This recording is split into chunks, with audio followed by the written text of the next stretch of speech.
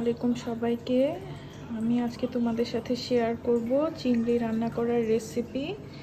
তো এই চিংড়ি রান্না করার জন্য যা যা উপকরণ লাগছে এখানে আমি নিয়েছি সামান্য পেঁয়াজ কুচি, আদা বাটা নিয়েছি, আর নিয়েছি মরিচ কুচি, আর সামান্য এখানে লবণ আছে।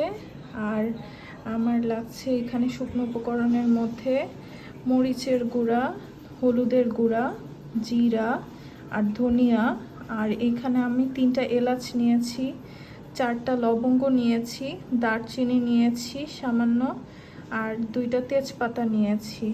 তো আমি রান্নাটা শুরু করে দিচ্ছি। এখানে রয়েছে কিছু সামান্য শুকনো উপকরণ। এতে সামান্য তেল দিয়ে নিয়েছি। তেল গরম হয়ে এলে আমি এতে পেঁয়াজ কুচি দিয়ে দিব। পেঁয়াজ কুচি দিয়ে দিচ্ছি। দিয়ে দিচ্ছি আমি আদা বাটা,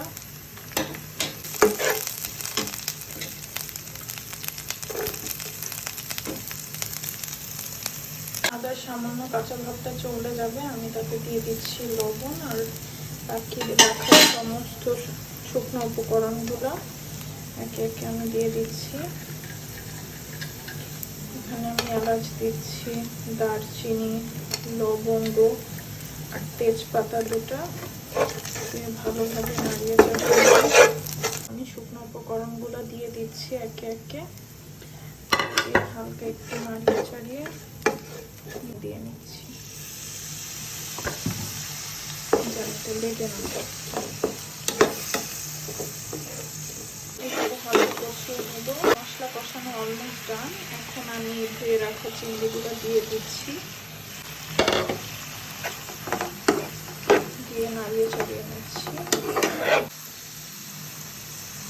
আমি এতে হালকা সামান্য পানি দিয়ে এখন ঢাকনা দিয়ে ঢেকে দিব। একটু কষানো রাখবো তাকে। রান্না অলমোস্ট ডান।